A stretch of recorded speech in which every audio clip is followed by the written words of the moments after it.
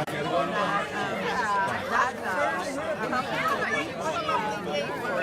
my God, it was hot. It wasn't something that I wanted to do, or will think of again. But I'm proud of that initial. Okay, I think 5 minutes is up. Ready to start? Ready to start? Awesome. Awesome.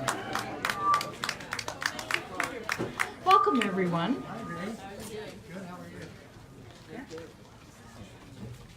My name is Barbara Densmore, and I'm a friend and neighbor of Erin's, and I'm really happy to be here tonight as she announces her candidacy for Nanaimo City Council. Just a little bit of housekeeping before we begin, okay? And let the car go through. Okay. If you need to go to the washroom, there's a washroom inside. Just go back to the back towards the kitchen, and it's on the left. I think there's a sign up there that says washroom. It does. Okay, cool. And Erin's financial agent, Nancy Mitchell, she's here, and she's going to collect donations tonight, and as well she'll be signing up volunteers for the campaign, and she'll also be taking a list of people who want lawn signs. So Nancy, there she is, right here. Jesse's up there with the donation jar. Yeah, okay. There we go. We have a few speakers tonight who will each say a few words about Erin. Local businessman John Lampman will go first. And writer and local arts supporter Carol Matthews is unable to be here today, but she has sent some words that will be offered by Paula Beltons and Diane Brennan, one of our current city councillors. So after we hear from the speakers, Erin has a few words that she'd just like to share with you, and then we'll take a few questions from the audience. And if anybody is here from the media and you'd like an interview, then Erin will be available after she takes those questions from the audience. So let's begin. John Lampman, the floor is yours.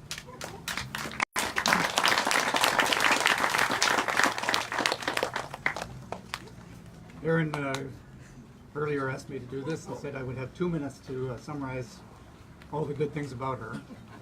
It isn't enough time, but that's how much time allowed. So I'm going to say a few words. And I'm a retired lawyer. I've been here for 49 years, my wife and I. And I also taught political science and history at VIU, or it was then known as Malaspina College. So I feel qualified to identify the kind of person who would be a good city councillor.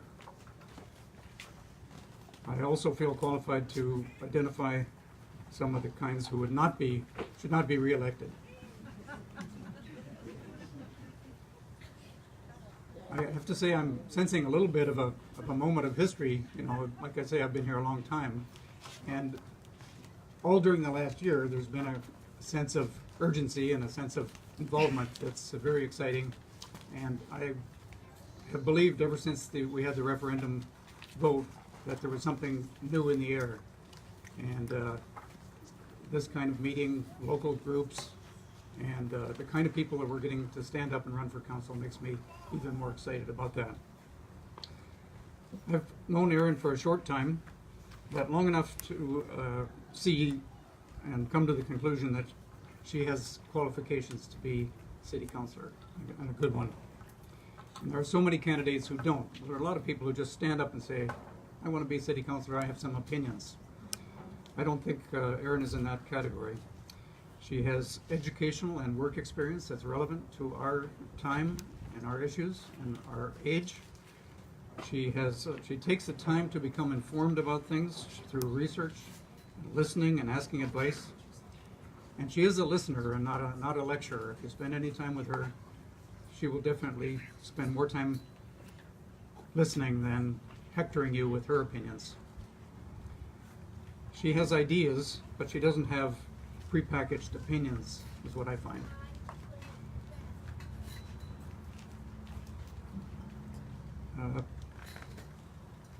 And I think that where she lives is obvious that she will be attuned to issues that need to be listened to at City Council. And most importantly, I think, and this is what I found throughout my career as teaching and in law, is the most important quality is judgment. It doesn't matter what opinions you have or how loud you can shout. If you don't have judgment to research the issues, to assimilate information, to come to careful conclusions which can lead to relevant action, it doesn't matter what your other background is. You have to have judgment. So these are qualities that I think will make her both a progressive and a pragmatic counselor. And on that note, I do think we need to recognize that it's very important, as it always has been, to not divide the community along lines of business, anti-business, NDP, liberal, green. We really need to unite around good judgment and good ideas, and we need to take action to make those ideas a reality. So having been convinced about Erin, what am I willing to do, and what are you willing to do?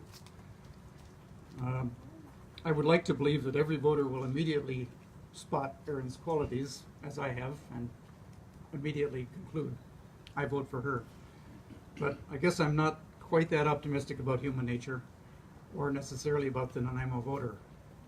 So I think we do need to raise money, we need to organize, we need to be politicians, and I'm willing to commit to be a volunteer and to raise money and to have living room meetings and backyard meetings like this to get the word out as to who Erin is and what she's about.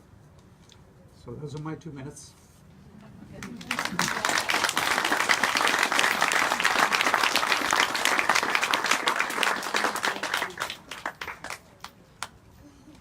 So on behalf of Carol Matthews, Paula Belchins.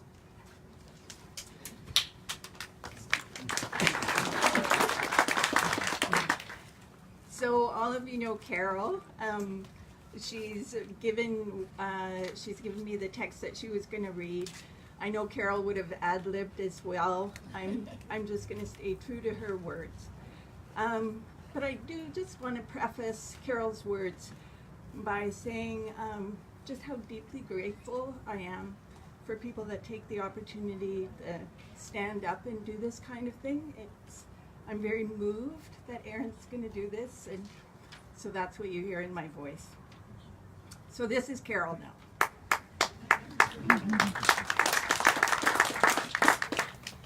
I don't usually get very involved in big P politics, but after reading about the fiascos taking place at City Council and reading about some of the antics at City Council meetings, I became embarrassed and I felt I needed to become involved.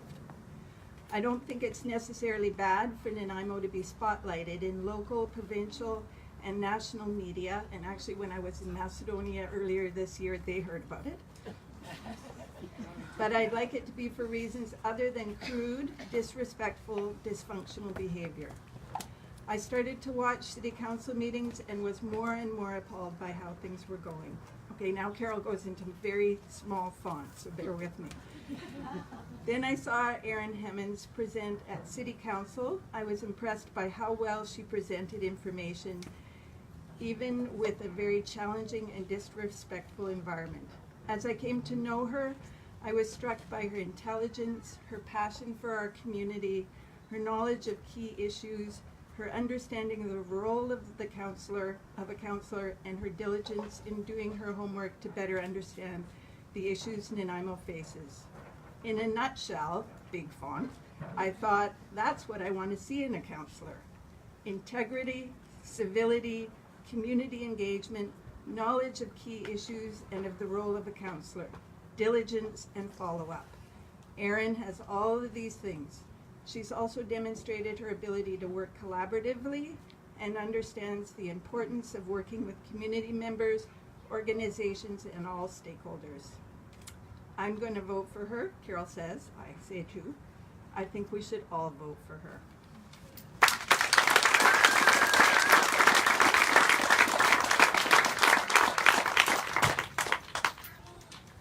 Hi, I'm Diane Brennan. I am a city councillor. I was first elected to council in 2002.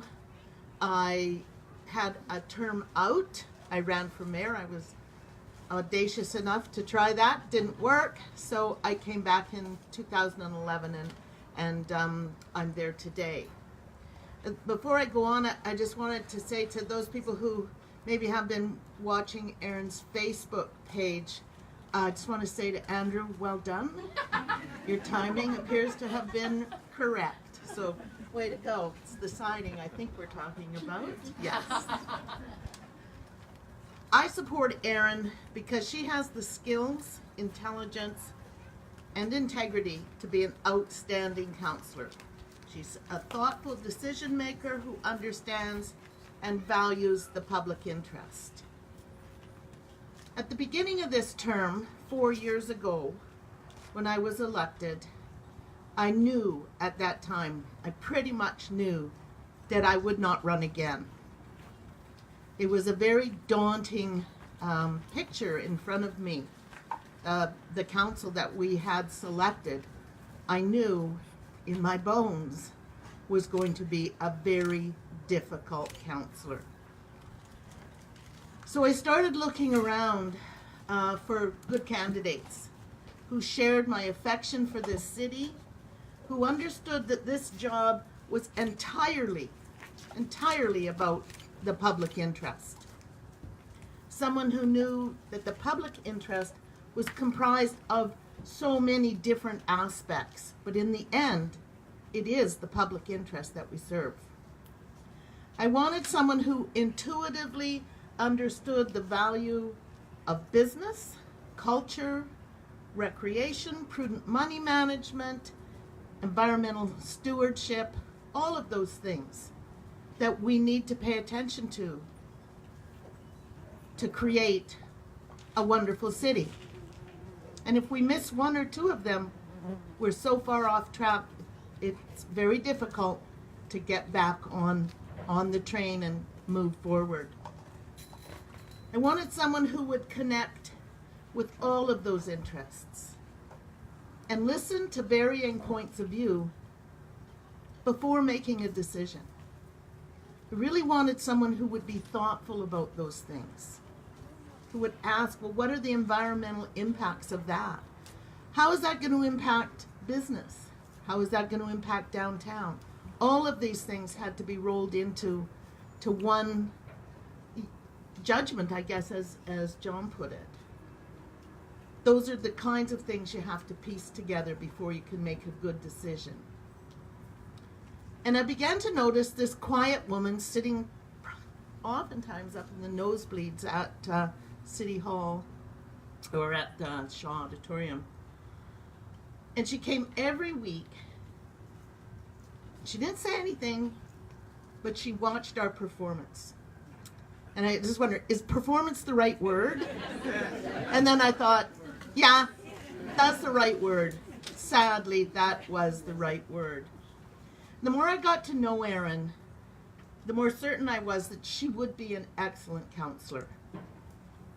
As I look around the field of candidates that we have, I see several who I believe have the right qualities to make a great council and really pick Nanaimo up and begin to move forward in our journey towards just an excellent little city. I see several of the people who are running have those characteristics, and Erin has an abundance of them. I think tonight's turnout is a great omen. It really speaks to how this quiet woman has captured us, I think. And I expect that we'll see that reflected in the election in October. But if she's gonna get elected, we need to support her. We need to help her fundraise. We need to get out and distribute her flyers. We need to be with her when she's at public engagements. We need to stand behind her and really hold her up. Because it's hard. It's especially hard if you haven't done it before. So we need to get together as a campaign and work on her behalf. And we need to raise money. And that's the hardest part to talk about, but it's a very significant factor in getting elected. So, way to go, Nancy. Thank you for volunteering. It's just such a hard job because the rules are so intricate and detailed and easy to trip over. So, well done. Thank you. And if, $5, 15, 50, 100, it all comes together to make a great campaign. And you can feel good. You can feel great. You can feel like the money that you're earning, you are using to make your city a better place. And you don't have to attend all those meetings like Erin will have to. So, thank you for the time you've given me and the support you've given me on council. And I fully expect to see that kind of support transferred to Erin and others that, because while Erin's a great candidate, she can't do it alone. We need to make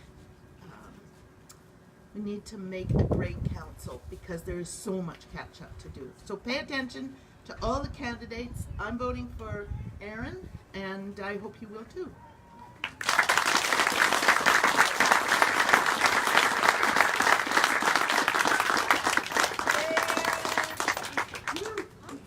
Wow. Thank you and welcome. I'm going to read this because I'm rather nervous. I'm delighted to be here amongst friends and supporters, the people who inspire me to reach for the things that I really believe in. Thank you to the speakers for their kind and generous words. There were a few times that my emotions were kind of right here. This is my husband Andrew and my 2 children, Hunter and Sully, and these are my neighborhood children. They come as a package. I want to acknowledge that we're standing on traditional unceded territories of the Nanaimo First Nation, and I'm deeply grateful for the ability to live, work, and play on these lands. I'm here today because I believe in Nanaimo. My family moved here 7 years ago, expecting to stay for 9 months, while my husband completed a course at the university. We fell in love with the city, and now we can't imagine being anywhere else. I believe in Nanaimo's rich history, in its people, and most importantly, I believe in Nanaimo's future. As a mother of 2 young boys, I'm deeply invested in seeing this community reach its full potential. I believe in myself as a leader. As a city councillor, I would bring 15 years of experience in advocacy, public health, and community development. I will bring a proven track record of working in collaboration on large-scale issues with numerous stakeholders and often in contentious environments. I sit on 2 city committees. I've volunteered hundreds of hours over the past 2 years to better understand the issues facing our community and work towards solutions. My platform reflects my values. Vibrancy, prosperity, and well-being are the lenses through which I will weigh all decisions. By supporting a vibrant downtown, a thriving arts and culture community, increased access to housing, active transportation, economic development, and recreation, I believe we will succeed in making Nanaimo work for the people who live here. I will devote my efforts to small, incremental changes which make living in Nanaimo better for everyone, young, old, well-off, or just getting by. We all deserve a city that works for us. My name is Erin Hemmens, and I'm delighted to be running for Nanaimo City Council.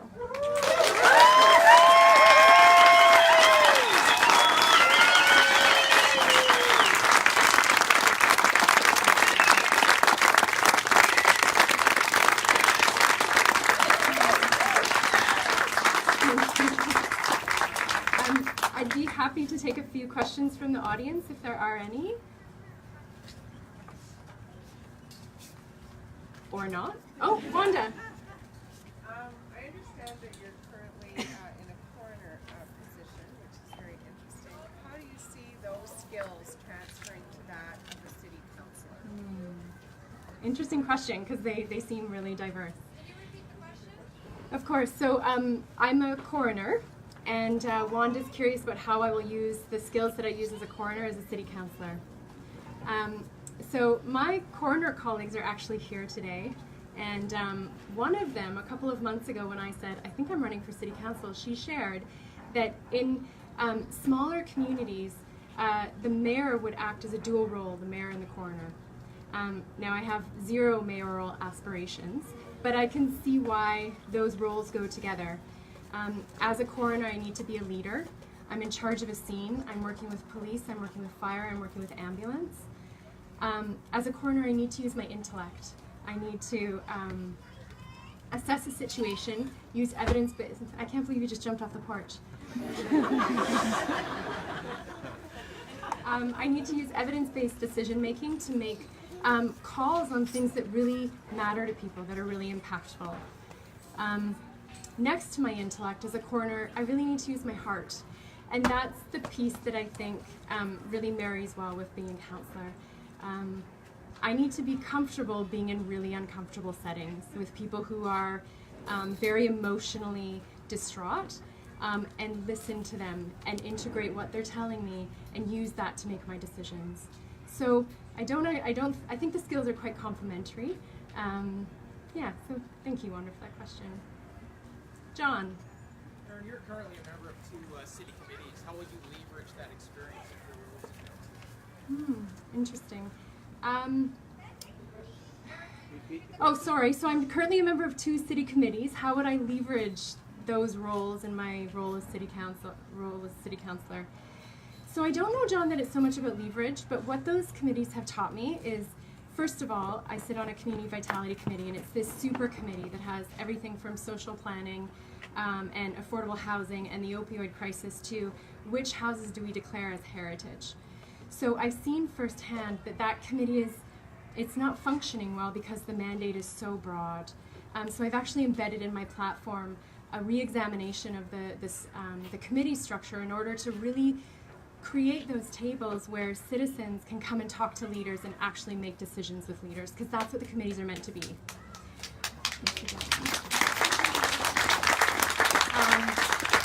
The second committee that I sit on, and I see a number of my fellow committee members here, that's the Community Engagement Task Force. And I've learned so much about community engagement from that group, but more than that, I've learned about what it means to operate in politics. Because we had a really difficult mandate that council wasn't sure if they were in support of, even though they gave it to us.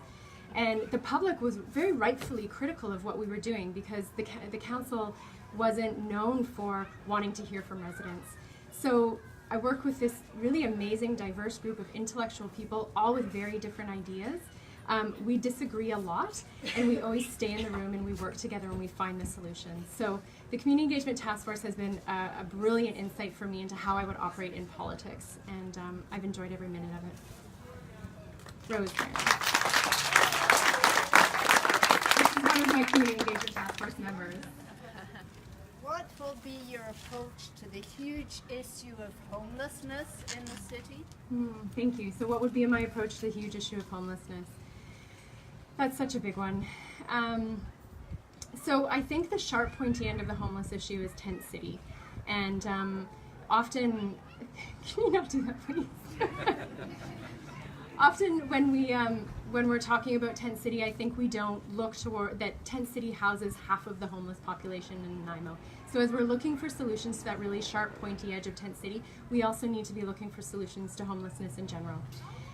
We have an amazing homelessness action committee, and they've created a homeless action plan that is going before council in September along with our affordable housing strategy.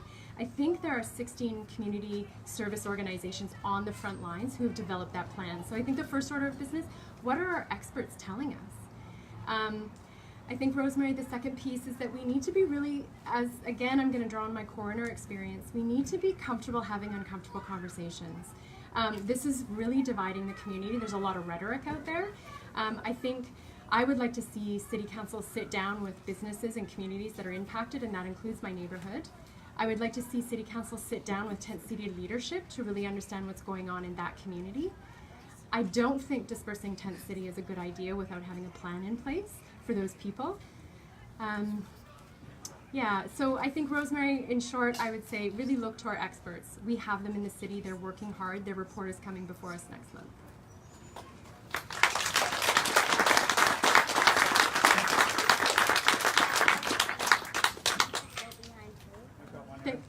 John has one. How do you see improving the morale of the city staff and improving city staff generally? Improving the morale of city staff. So, I think the morale at City Hall obviously has taken a nosedive. We have a ton of vacancies, and a lot of that really has to do with, I think, the tone set at the top, and leadership qualities of those we have elected to be in leadership roles. I think one of the things, and I think Diane highlighted it beautifully, one of the skills that I have as a coroner and as a task force member is I really love and value listening to people. So I think building relationships, rebuilding relationships with staff, showing them that we really care about them. We have decimated departments with job vacancies that can't be filled because Nanaimo has a reputation. So I think really, John, the first order of business is to get our own house in order, to have a functioning council that knows how to work together despite having differences of opinion, and then that will trickle down into staff. Staff will understand that they're supported by that next council.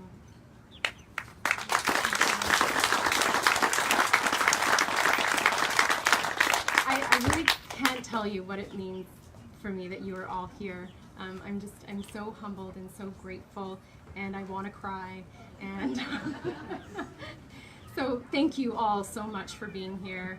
There are cookies and juice, and Gillespie Street typically has a block party and we shut it down, and I feel like this is our, Dan wants to shut it down this year. He's my neighbor across the street, and this might be our block party, so please stay, have some drinks, have fun. I really appreciate that you're all here. Thank you so much.